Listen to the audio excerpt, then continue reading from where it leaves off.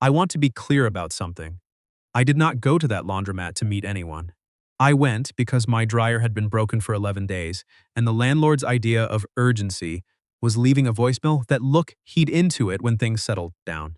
And things, apparently, had not settled down. I went at 9:20 on a Tuesday night, wearing a hoodie with a bleach stain on the sleeve and carrying a garbage bag full of clothes I'd been rationing since the previous Thursday. I was not at my best. I was, in fact, deeply committed to being invisible. The laundromat on Bloor was almost empty. One older man reading a newspaper near the window, a student with headphones and who hadn't looked up once, and a woman standing in front of machine number 7 with her arms crossed, staring at it the way people stare at things that have failed them, in a very personal way. I loaded my machine, put in my quarters, $4.50, because everything in Toronto costs more than it should, and sat down in the plastic chair closest to the door. I had my phone out. I had a podcast ready. I was prepared to spend 45 minutes in full social hibernation. Then the woman in front of machine 7 said, to no one in particular, "Okay, so that's just not going to happen." I looked up before I could stop myself. She turned, and I realized she was talking to me by accident of proximity. Late 20s, dark hair pulled back unevenly, wearing a jacket that was slightly too big for her over what looked like paint-stained jeans. She pointed at the machine. It took my money, and then just stopped. The display says E4, which I think means it's personally offended me. I had no idea what E4 meant. I said, "Is the door fully latched?" She blinked at me. "I have a master's degree," she said. I checked the door. "I'm sorry. That's the only thing I know about laundromats." She looked at the machine again. Then at me. "Do you know anything else about laundromats?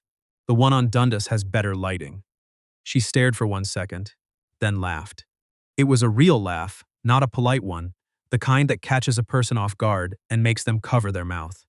She covered her mouth. Then she dropped onto the chair 2 seats away from me and exhaled. "I'm Tatum," she said. "Graham," I said. "Graham." She repeated it like she was deciding whether to keep it. The dryers here are broken, by the way. The sign on the door says it's temporary, but I think the sign has been there since 2019. My building dryer is broken. Mine too. So we're the people the city has decided are unnecessary. She looked at me sideways. "That's dark. It's Tuesday night in a laundromat." She laughed again, and I felt the exact moment the night shifted into something I hadn't planned for. My name is Graham Aldsworth. I'm 31. I work in urban planning for the city of Toronto, which means I spend most of my time inside spreadsheets, trying to convince people that bus routes matter and that sidewalks are not optional infrastructure. It is work that I find genuinely interesting and that most people at parties find genuinely boring, so I've gotten skilled at changing subjects. I had lived in my apartment on Ossington for 2 years. I had a reasonable life, decent coffee, decent friends, a weekend hockey league that took itself too seriously, and a very comfortable habit of not getting attached to anything that couldn't be replaced. 2 years before the laundromat, I'd been in a 4-year relationship with a woman named Christine. She was a project manager, sharp, organized, good at everything that required forward motion. What she discovered around year 3 was that I was not. That I tended to live in the middle of things, comfortable for a process, not particularly invested in conclusions. She called it emotional avoidance. I called it patience.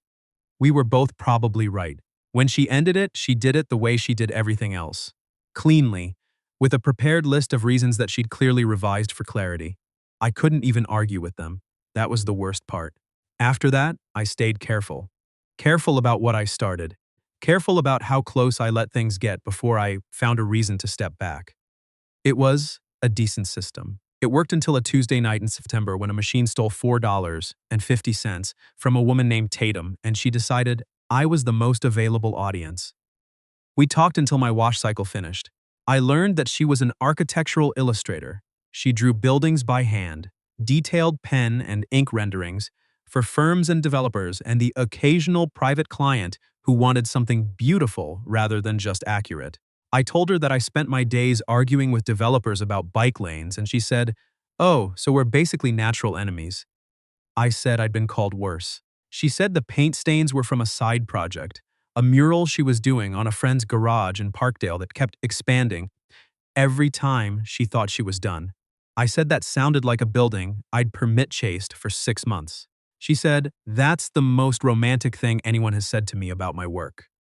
The student with headphones left. The older man folded his newspaper and nodded at both of us on his way out.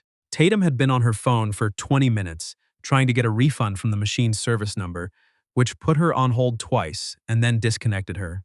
She looked at her phone like it owed her money. "Do you want to put your stuff in with mine?" I asked.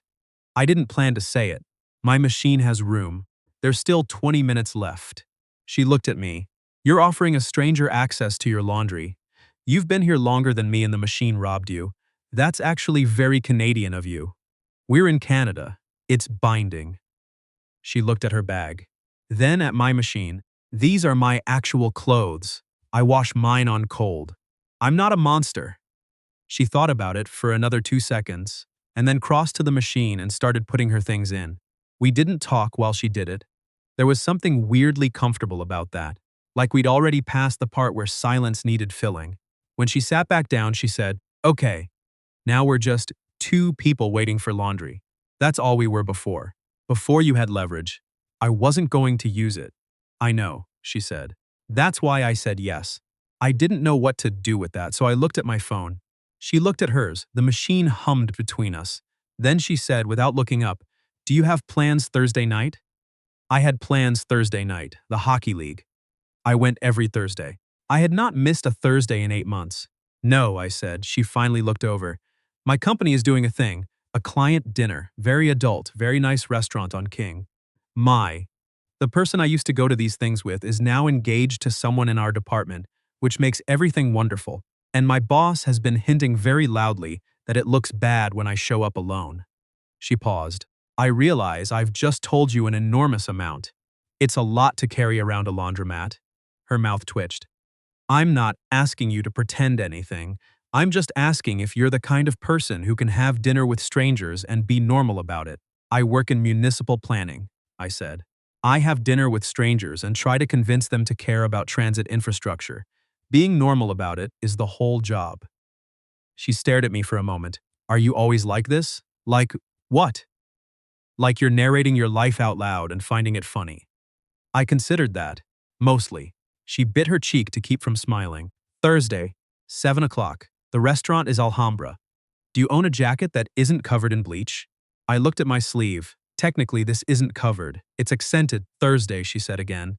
7. "Thursday," I agreed. She smiled, and the wash cycle ended with a buzzing noise that neither of us acknowledged for a full 3 seconds. Thursday arrived. I found a jacket without incident. My friend Owen, who I made the mistake of telling, spent Wednesday sending me increasingly unhinged advice via text, culminating in "just make sure you laugh at her boss's jokes, but not too hard. You don't want to look like you work for him." Owen has been in a 7-year relationship and treats single people the way wildlife photographers treat confused animals. I got to Alhambra at 6:52. Tatum was already there, standing outside under the awning. She was wearing a dark blazer over a dress the color of amber, and she'd left her hair down.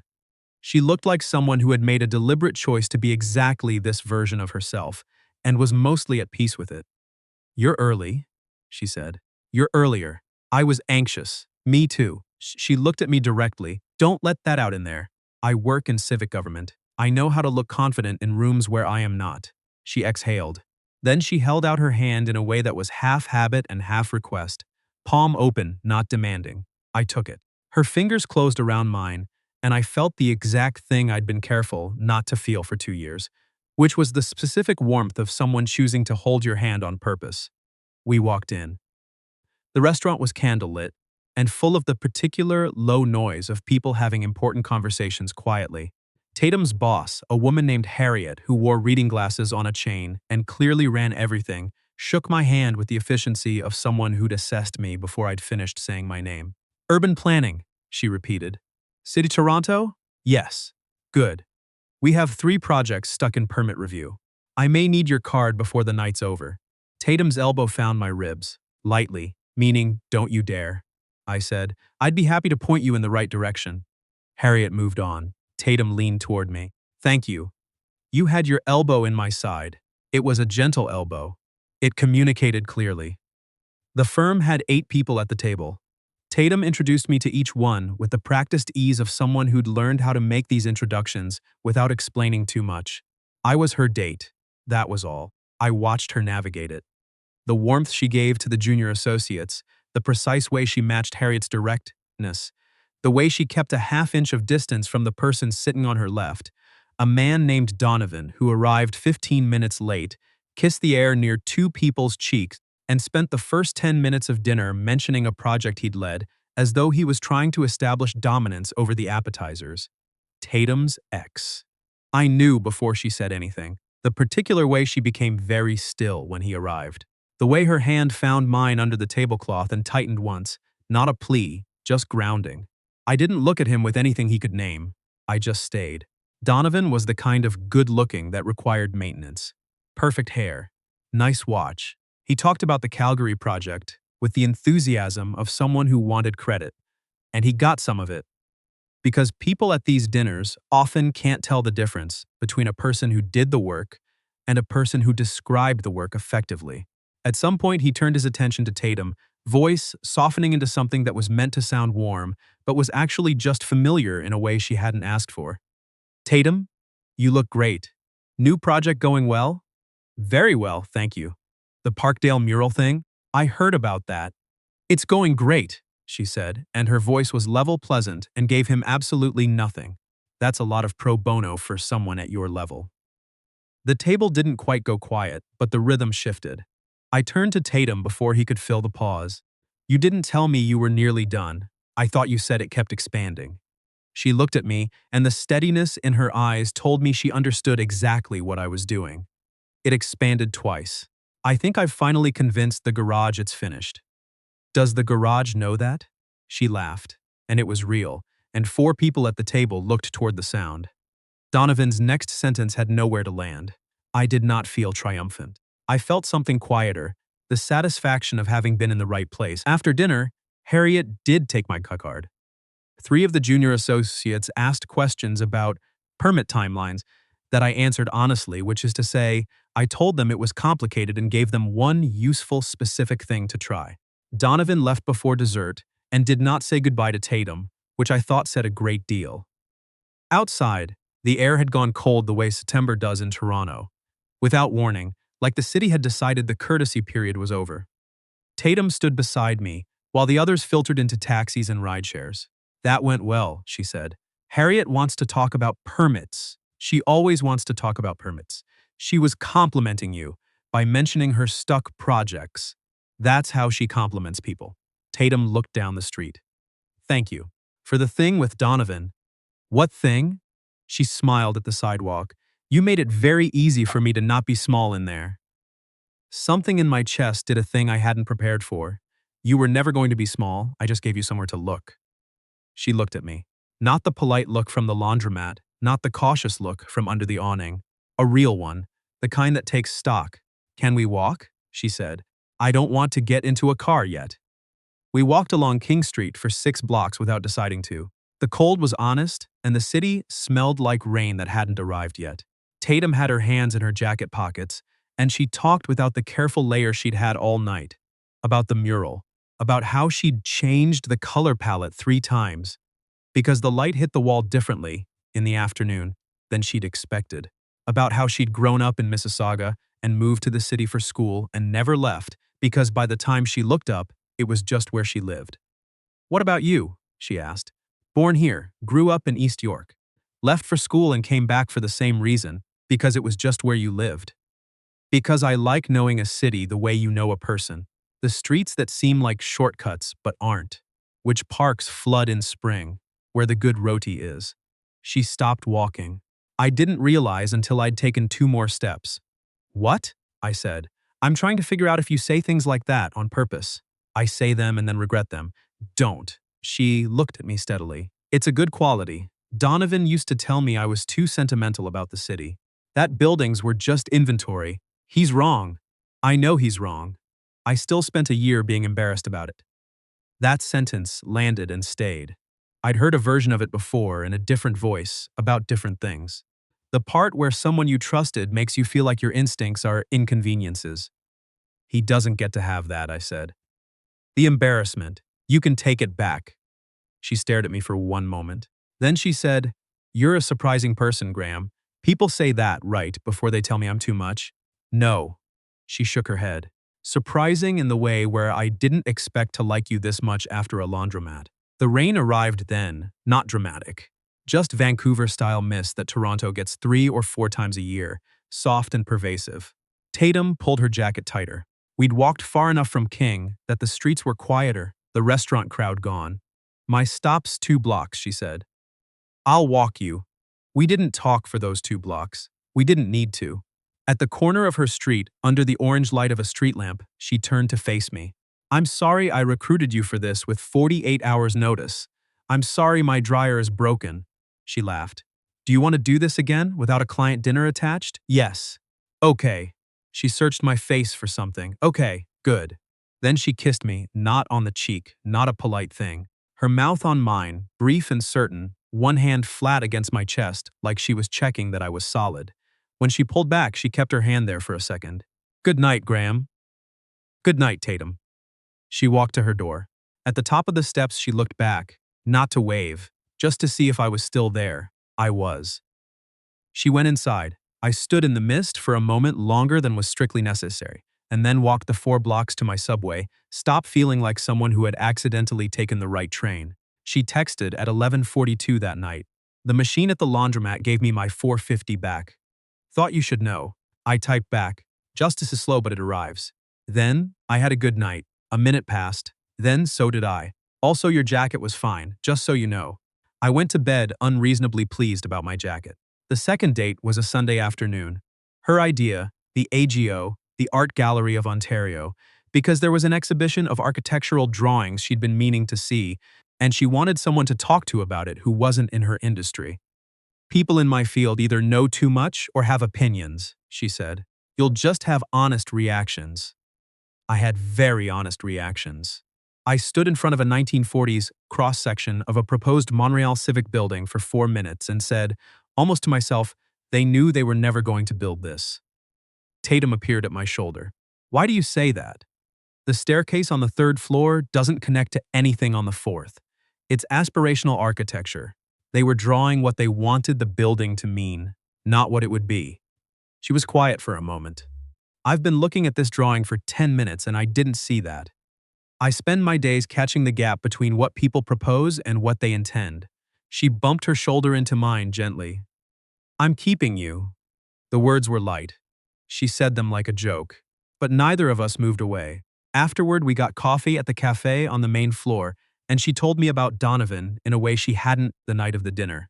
Not a full accounting, just the part that mattered. 2 years, the last 6 months of which she'd spent being carefully managed, nothing dramatic enough to be obvious from the outside. Just the slow accumulation of small corrections. Her work was charming but not serious. Her attachment to the city was naive. Her friends were nice but not ambitious in the right ways. She hadn't realized it was happening until she was 3 months out of it and kept catching herself apologizing for opinions she'd had forever. "I'm sorry," I said. "Don't be. I figured it out." Still, she wrapped both hands around her coffee cup. "What about you?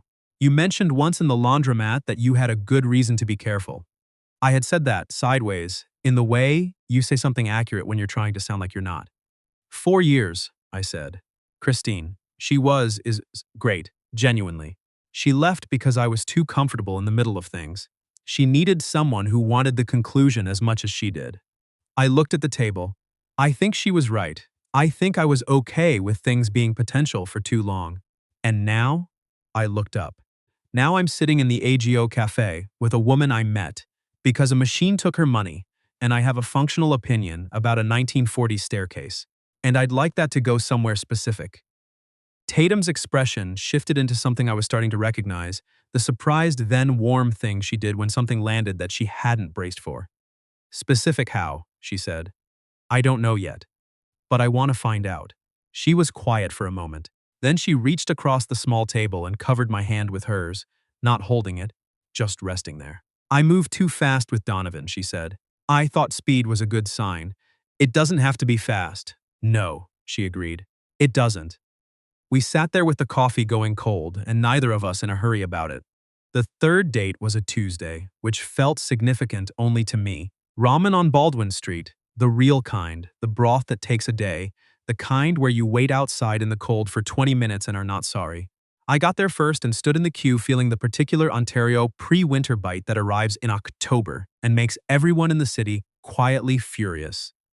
Tatum arrived, spotted me, walked directly past three other people to stand beside me, and said, "Okay, sold on the suffering portion of the evening." We talked through dinner about things that didn't matter and things that did. The mural was done. The garage owner had cried, which surprised Tatum, who was not expecting the emotional weight of a Parkdale garage to be that significant. I told her about a transit proposal I'd been working on that I was pretty sure would be quietly shelved before spring, not because it was bad, but because it was the kind of good that takes 3 years to see. She said, "So you do things that might not work out." I said, "You draw buildings that never get built." She pointed her chopstick at me. "Okay, fair." On the walk back to her station, she took my hand without making it a decision. That was the fourth week. There were other weeks. The mural was done, but she started a new project, a private commission for a house in the annex, and she started doing preliminary sketches at my kitchen table on Saturdays because it was quieter than her apartment, which faced a school. I made coffee while she worked. I read on the couch. We'd figured out, without discussing it, that we were comfortable in each other's silences. Donovan texted her twice in November. The first time, she showed me the message without comment. It said, "I've been thinking about what I said at the dinner. I think I was unfair to your work." She typed back, "Thanks for saying that. No more, nothing less. Clean and complete." The second message she didn't show me. She just blocked the number and put her phone face down on the table and picked her pencil back up. I didn't ask. She knew I was there. Her mother called on a Thursday while she was at my place. I could hear one side of it. Tatum standing at the window, voice careful. "Yes, it's going well. Yes, I'm seeing someone. No, it's early. No, you don't need to." And then a longer silence where she was listening. When she hung up, she turned around and leaned against the windowsill. "She wants to meet you," she said. "Okay, it's fast." "Is it?" she thought. "My brother is getting married in January. She thinks it would be a good time to. She wants to have Christmas dinner together, the family. She thinks it makes sense. Does it make sense to you?" She looked at the window. Outside, the first real snow of the season was deciding to happen, one flake at a time, like testing its commitment. "Donovan came to one Christmas," she said. "He spent 20 minutes explaining to my dad why Canadian mortgage structure was inefficient and left early to take a call. My dad still hasn't forgiven me. I know how Canadian mortgage structure works," I said, "and I know when not to talk about it." She looked at me. "That's a very low bar. I can also be better than the low bar." "I know." She was quiet. "I'm not nervous about you. I'm nervous about caring about what they think." I stopped caring for a while, after Donovan. I think I'm starting again. That sentence asked something of me. I walked to where she was standing by the window. Snow was happening in earnest now, the way Toronto snow does, committed once it decides. I stopped close enough that she had to look up. "I want to meet your family," I said. "Not to prove anything to your mother. Not because it's fast or slow or right on schedule. Because if this is where we're going, I want to know where you came from." Tatum's eyes did the thing I'd learned to watch for, the split second where she decided whether to let something in. She let it in. She kissed me there, in front of the snow and the window, both hands at my collar, unhurried and real. When she pulled back, she rested her forehead against mine. "Graham! Yeah, don't be good at this just because I need you to be. I'm not." I brushed my thumb along her cheek. "I am just, genuinely this. For once I'd like to not be careful." She searched my face. Then she exhaled, slowly, like something she'd been holding. "Christmas dinner," she said. "My mom makes tourtière. You'll have to have seconds. I have a very good appetite. Her words are worse than her food. Be ready. I restore bus routes from the dead. I can handle a mother." She laughed into my shoulder, and it felt like relief in the shape of a person. Christmas dinner was in Mississauga, a semi-detached on a street with too many inflatables in the front yards, and a neighbor who'd done the lights so aggressively that her mother had put blackout curtains on the side windows. The house smelled like pastry and pine and the particular warmth of a home that had been a home for a long time. Her mother, Vivian, shook my hand at the door and assessed me in 3 seconds. Her brother Callum was already there with his fiancée, a woman named Britt, who laughed at everything, including things that weren't funny, and was therefore easy to be around. Her father, Roy, was a retired civil engineer who asked about my transit project within the first 10 minutes and seemed genuinely interested in the answer. I had seconds of the tourtière. I did not mention mortgage inefficiency. I asked her father about a rail project he'd worked on in the 90s, and he talked for 25 minutes, and Vivian refilled my glass twice, which I believed was a sign of approval. After dinner, while Roy and Callum were doing the dishes and Britt was showing her future mother-in-law something on her phone, Vivian sat across from me at the cleared table with 2 cups of tea. "She hasn't brought anyone here in a long time," she said. "I know, the last one." She stopped. "I'm not one to speak badly of people, but I am willing to say that I didn't feel good about it, and I kept quiet too long. You don't have to justify it to me. I'm not." She looked at me steadily. "I'm telling you so that you understand that I'm paying attention this time." "That seems right," I said. She considered me over her tea. "You're going to ask me if she seems happy." "She does," I said, "but I was going to ask you what she was like when she was young, if you want to tell me." Vivian blinked. Just once. Then she smiled, and it was exactly the same shape as Tatum's. The surprised, then warm thing. I understood now where it came from. She talked for an hour. About Tatum at 7, drawing floor plans of imaginary buildings in her notebooks. About Tatum at 16, furious and specific about everything, certain she was going to move to Barcelona and draw something important. About the Tatum who'd come home from a year in Donovan's orbit, quieter than she'd left, and how Vivian had watched that and not known how to name it. When Tatum appeared from the kitchen and saw us talking, she stopped. "What are you doing?" "Talking," her mother said. "She's telling me you wanted to move to Barcelona," I said. Tatum pointed at her mother. "This is what happens when I leave the room." "You were very committed to Barcelona," Vivian said. "I was 16. You were specific." Tatum sat down beside me, close enough that her knee was against mine. I didn't move away. She didn't either. Her mother watched us. "All right," Vivian said finally, in a different voice. A settling voice. "All right." On the drive back to the city, Tatum drove and I watched the highway lights and the flat Ontario dark outside the window. "How bad was she?" Tatum said. "She was great." She talked for an hour. "About you at 7 drawing floor plans." I needed that information. Tatum glanced over. "Why?" "Because I like knowing you the way you know a city. The parts you came from. The streets that seemed like shortcuts but weren't." She was quiet for a moment, watching the road. Then, "You did that on purpose." "A little." Her hand moved from the gear shift to my knee and stayed there, easy and warm, the way people touch when they're not performing anything. "My dad liked you," she said. "He's an engineer. We agree on infrastructure. My mom liked you. I asked about your floor plans. Easy win. Don't minimize it." She squeezed my knee briefly. I could tell. The 403 opened up into the 401, and Toronto sprawl started announcing itself in the distance. The glow that always looks like a city deciding to be important. "I like your family," I said. "They're a lot." "I know. I like that too." She glanced over. Back to the road. "Graham, yeah, I'm not scared anymore." A pause. Of it going somewhere specific. I put my hand over hers on the gear shift. She turned it over so our fingers laced together without looking, just from knowing where I was. "Good," I said. "Neither am I." We drove the rest of the way in with the radio low and the city growing closer, and neither of us in a hurry to let go. That was November into winter. Then winter into spring. Her commission in the annex got written up in Spacing magazine, and Harriet bought 3 copies and left one on Tatum's desk without comment, which was the highest form of compliment available in that office. I got a bus route proposal approved in March after 14 months of committee meetings that tested my belief in participatory democracy, and Tatum made a tiny, impeccably detailed ink drawing of a bus and left it on my desk with a note that said Civic Hero. Modest infrastructure. No notes. I framed it. She pretended not to notice that I'd framed it. We both knew she'd noticed. Callum and Britt got married in June, in the Niagara-on-the-Lake, the kind of wedding where the wine is too good, and the speeches go on too long, and nobody minds either thing. I sat beside Tatum in the second row, while her father walked her down to stand beside Callum. Tatum sang during the ceremony, an old Gordon Lightfoot song that her brother had asked for, which was very Canadian and very specific to Callum, who had always had taste that was earnest and decade inappropriate and completely his own.